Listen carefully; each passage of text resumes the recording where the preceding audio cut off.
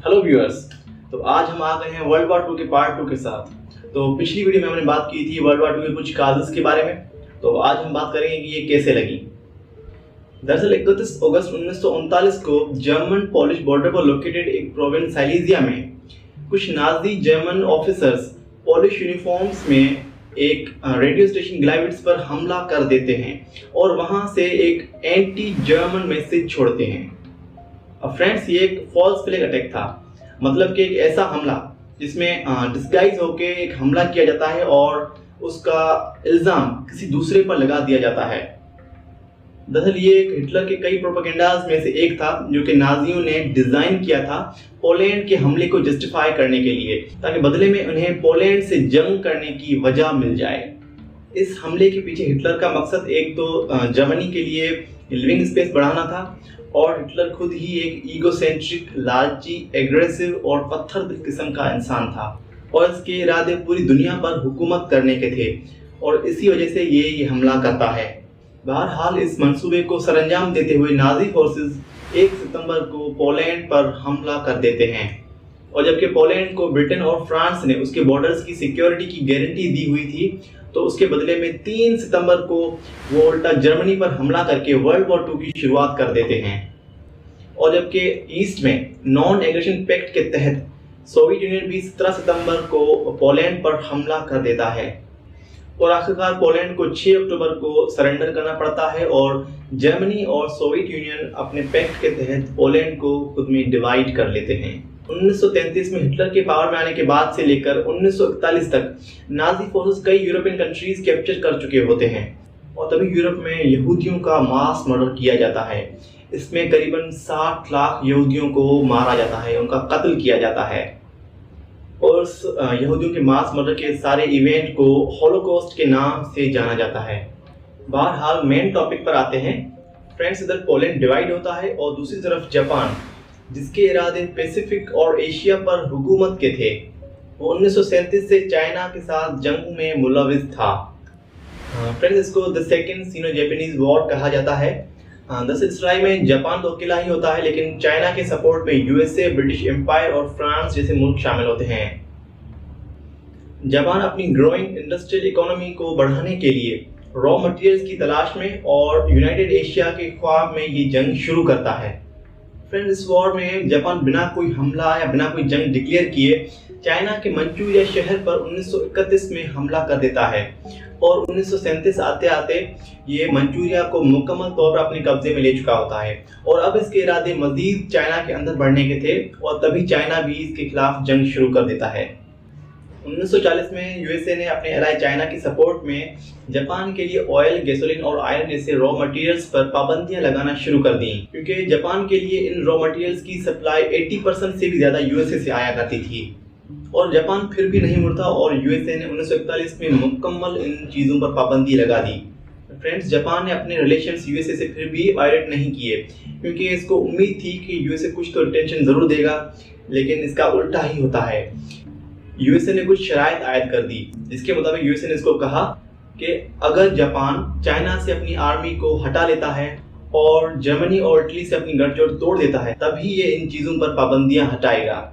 और यही बात जापान को हजम नहीं होती है और वो यूएसए और ब्रिटेन के टेरिटरीज पर हमले करना शुरू कर देता है। दिसंबर 1941 में जापान पर्ल हार्बर बंदरगाह पर यूएसए के एक फ्लीट पर हमला करके उसको तबाह कर देता है और अगर वो यूएसए जैसे मुल्क के फ्लीट को तबाह करेगा तो यूएसए खामोश तो नहीं बैठेगा, तो इसके बदले में यूएसए भी बदले में जापान पर हमला कर देता है और न चाहते हुए भी यूएसए भी वर्ल्ड वॉर 2 में शामिल हो जाता है और इसी वक्त पर एशिया में भी वर्ल्ड वॉर 2 शुरू हो जाती है और यूरोपियन एक्सिस पावर्स अपने एलाई जापान को चाइना और यूएसए से अकेला लड़ते देख यूएसए के खिलाफ जंग का ऐलान कर देते हैं। फ्रेंड्स, जैसे हमने पहले देखा कि हिटलर एक बहुत ही सेल्फिश किस्म का बंदा था, तो उसने 22 जून 1941 में सोवियत यूनियन के साथ अपने नॉन एग्रेशन पैक्ट को तोड़कर उस पर एक भारी हमला कर दिया और इस हमले को ऑपरेशन बारबारोसा कहा जाता था।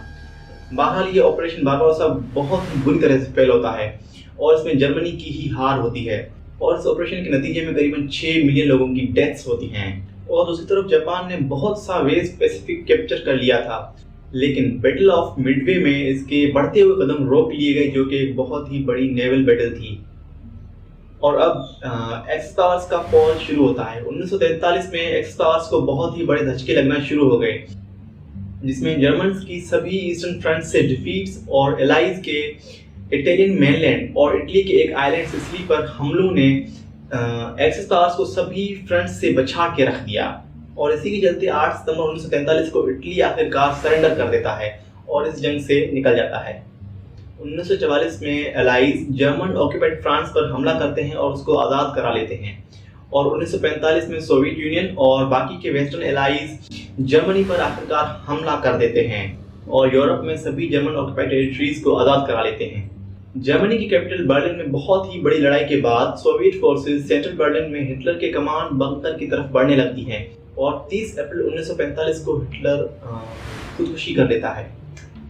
और हिटलर की खुदकुशी करने के बाद, जो कि जर्मन्स का लीडर था, जर्मन फोर्सेस कमज़ोर पड़ जाती हैं और 7 मई को जर्मन फोर्सेस सरेंडर कर देती हैं और कुछ ही दिनों में पूरा बर्लिन जल्द ही सोवियट्स के कब्जे में आ जाता है। और 7 मई को जर्मन फोर्सेस के अनकंडीशनली सरेंडर करने के बाद 9 मई को जर्मनी भी मुकम्मल तौर पर सरेंडर कर देता है और यूरोप में वर्ल्ड वॉर 2 खत्म हो जाती है। और अब बाकी बचता है जापान, जो कि हार मानने को तैयार नहीं था। 26 जुलाई 1945 को एलाइज जापान को एक अल्टीमेटम भेजते हैं, यानी कि एक आखिरी डिक्लेरेशन भेजते हैं, जिसके मुताबिक वो जापान को कहते हैं कि हम तुमको आखिरी मोहलत दे रहे हैं कि तुम अपने हथियार डाल दो और सभी फ्रंट से पीछे हट जाओ, वरना उसके बाद जो होगा उसका सामना करने के लिए खुद ही तैयार रहना। बड़ा ही एक फिल्मी टाइप का अल्टीमेटम था। बहरहाल जापान फिर भी नहीं मानता और इस अल्टीमेटम को भी वो रिजेक्ट कर देता है और आखिरकार यूएसए को दुनिया की पहली एटॉमिक बॉम्बिंग शुरू करनी पड़ती है। फ्रेंड्स, 6 अगस्त 1945 को अमेरिका जापान के एक शहर हिरोशिमा पर पहला एटॉमिक बॉम्ब गिराता है, जिसका नाम था लिटिल बॉय। और जबकि दूसरा एटॉमिक बॉम्ब वो 9 अगस्त को जापान के दूसरे शहर नागासाकी पर गिरा देता है। फ्रेंड्स, ये एटॉमिक बॉम्बिंग्स बहुत ही खतरनाक थी। इसके नतीजे में तकरीबन 2,26,000 से ज़ायद लोगों की मौत हुई थी और बहुत ही बुरी तरह से मौत हुई थी। तो हम थोड़ा सा जान लेते हैं इसके बारे में। तो इस बॉम्बिंग्स के नतीजे में जो भी कुछ लोग बच गए थे, वो बहुत ही एक दर्दनाक कहानी सुनाते हैं। तो कहते हैं कि सबसे पहले एक बहुत ही बड़ी रोशनी हमें दिखाई देती है, जिसकी वजह से कई लोग तो टेम्परेरी अंधे हो गए और उसके जल्द ही बाद एक बहुत ही ज़ोरदार आवाज़ आती है, जिसकी वजह से कई लोग परमानेंटली बहरे हो गए और ज़मीन पर टेम्परेचर करीबन 4000 डिग्रीज तक पहुंच जाता है। और ये टेम्परेचर इतना ज़्यादा होता है कि कई लोग एक झटके में ही भाप बन जाते हैं और ये इतने कदर और ये बहुत ही अनबिलीवेबल है कि उनकी परछाई भी अभी तक वहाँ पे जमी हुई है। जी हाँ, उनकी परछाई भी वहाँ पे जम गई है, तो आप इन तस्वीरों में देख सकते हैं। और फिर भी जो भी लोग बच गए थे, जिनको पता ही नहीं चला कि आखिर हुआ क्या, तो उनके लिए एक और तबाही आ रही थी और जल्द ही एक बहुत बड़ी शॉक वेव आती है और सभी घरों को, हर चीज़ को तिनकों में उड़ा कर ले जाती है। और अब जैसे ही हवाएं कुछ थमती हैं, तो ऊपर हर तरफ पूरा आसमान काले बादलों से भरा होता है और कुछ ही देर में, कुछ मिनट्स बाद बारिश होना शुरू होती है। और फ्रेंड्स, ये बारिश कोई आम बारिश नहीं थी, ये बारिश बहुत ही जहरीली बारिश थी। इस बारिश की हर एक बूंद काले रंग की थी और अभी भी कुछ लोग जो कुछ दूर थे, उनकी हालत तो इतनी बुरी थी, मैं सिर्फ इतना कहूँगा कि उनकी खाल उतर रही थी। बहरहाल हम इसमें ज़्यादा अंदर नहीं जाते हैं और चलिए वीडियो के एंड की तरफ बढ़ते हैं। अमेरिका ने अब अपना आखिरी ऑपरेशन डाउनफॉल प्लान किया और इसी ऑपरेशन में मज़ीद एटॉमिक बॉम्बिंग्स के चांसेस बढ़ गए और साथ साथ सोवियत यूनियन भी जापान के खिलाफ जंग शुरू कर देता है। और अब जापान बहुत ही मजबूर और बहुत ही कमज़ोर हो जाता है और इसी वजह से वो 15 अगस्त को सरेंडर का इरादा करता है और आखिरकार 2 सितंबर को वो मुकम्मल तौर पर सरेंडर कर देता है। और आखिरकार एलाइज की जीत के बाद ये वर्ल्ड वॉर 2 ख़त्म हो जाती है। फ्रेंड्स, ये जंग करीबन 6 साल 1 दिन तक चली थी और ये हिस्ट्री की सबसे बड़ी लड़ाई थी, जिसमें इतने ज़्यादा लोग मारे गए थे।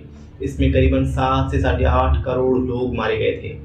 इस जंग के ख़त्म होने के बाद जल्द ही यूएनओ बनाई गई, यानी कि यूनाइटेड नेशंस ऑर्गेनाइजेशन, और वर्ल्ड वॉर 2 की victor nations China, USA, UK, France और सोवियत यूनियन यूएनओ की एक ब्रांच सिक्योरिटी काउंसिल के परमानेंट मेंबर्स बन जाते हैं और इसके साथ साथ यूएसए और सोवियत यूनियन सुपर पावर्स की तरह उभर आते हैं। फ्रेंड्स, अगर आपको ये वीडियो इन्फॉर्मेटिव लगी हो और अगर आपको ये वीडियो पसंद आई हो तो ज़रूर एक लाइक कीजिएगा और अपनी राय का इजहार कमेंट बॉक्स में ज़रूर कीजिए और कोई भी सवाल हो आप पूछ सकते हैं। और अगर आप ऐसी ही तारीख से, टेक्नोलॉजी से और साइंस से रिलेटेड वीडियोस देखना चाहते हैं तो हमारे साथ कनेक्ट हो जाइए और हमारे चैनल को सब्सक्राइब कर लीजिए। तो हम मिलते हैं एक न्यू वीडियो में, तब तक के लिए गुड बाय।